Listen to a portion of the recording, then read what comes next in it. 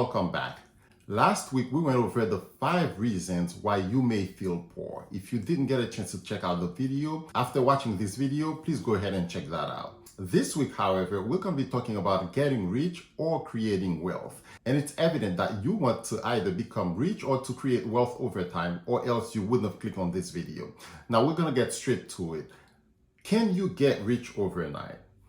Realistically and honestly, no.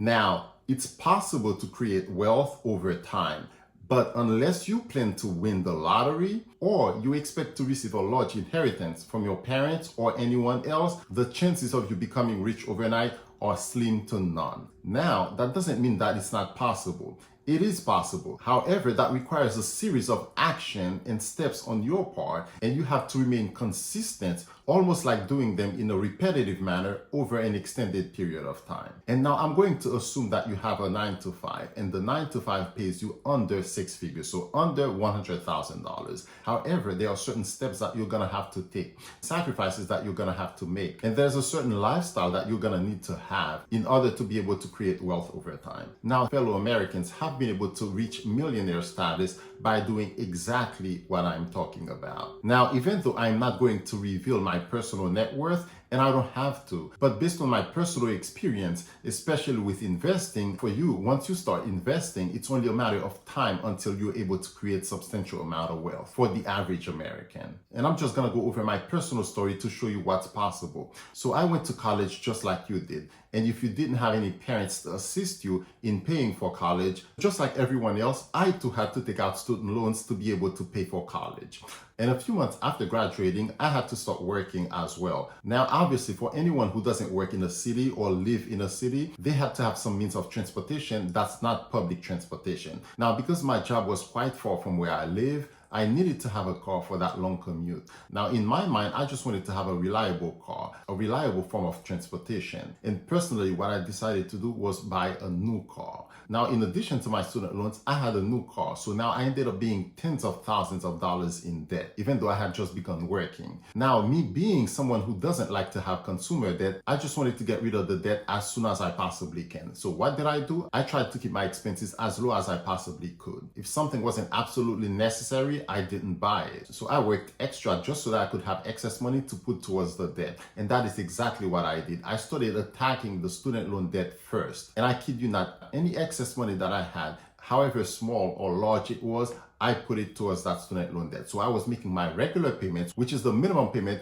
of a few $100s that I had to pay over the course of 10 years. So I continued to make my minimum payment, and any time that I made extra payments, I specifically requested that it be put towards principal. And I continued to do that every time that I got paid. As soon as my monthly fixed expenses were covered, any extra money was being sent towards principal on that student loan. And I continued to do that for as long as I could, and at the same time putting money in the savings account just for emergencies. Even if it wasn't much, sometimes $50 or $100, I still put it there just so that I could have some kind of emergency fund in case I had an emergency, so I didn't have to use my credit card to cover that emergency. I put everything that I could possibly put, every extra payment towards principal that I could pay, I put it towards the student loans. And in under 2 years, I was able to pay off my student loans. The last payment actually came in the form of a lump sum from my emergency fund to pay off the debt. This is how much I wanted to get rid of those student loans. So now, as soon as that debt was paid off, I had excess money, a few $100s, to put it towards anything that I wanted. So I used that money to refund my emergency fund for a few months.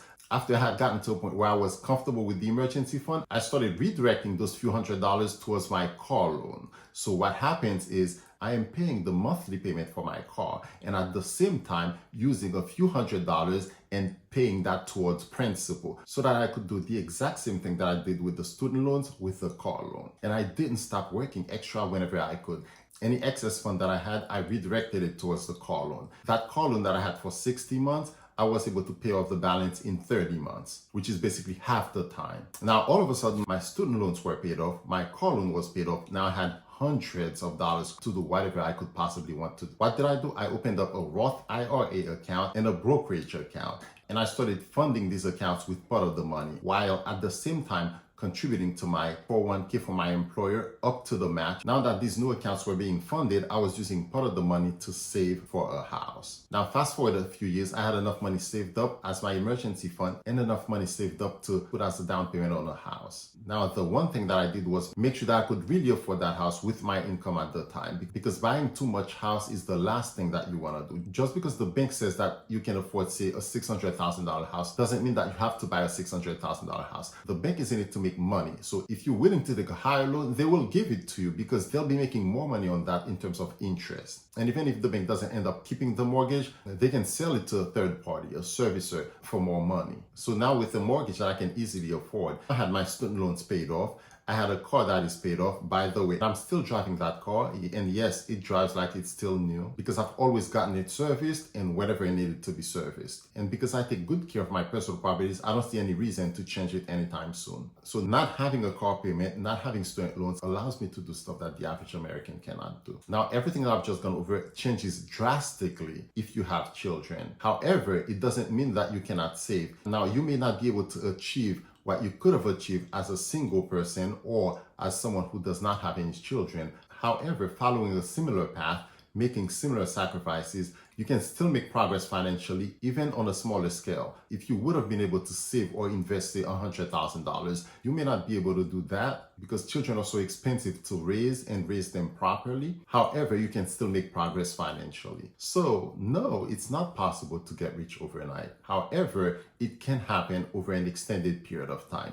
Now, it may take you a minimum of 20 years to achieve that, but that is still much better. You will still end up with more money, and it is much better than not doing anything at all. And remember, it's all about the mindset. Whatever can be believed can be achieved. If you don't believe that you can create wealth over time, then very likely it will not happen. However, if you believe that it can be done while simultaneously taking the right actions to create wealth over time, it is entirely possible, and you definitely wouldn't be the first person to do so. So that's it. So hopefully this video was informative to you. Please like, comment, share, and subscribe so that I can continue to spread good financial information and get you to be more financially literate. And also don't forget to hit the bell button so that you can be notified every time I release a new video. I'll see you next time.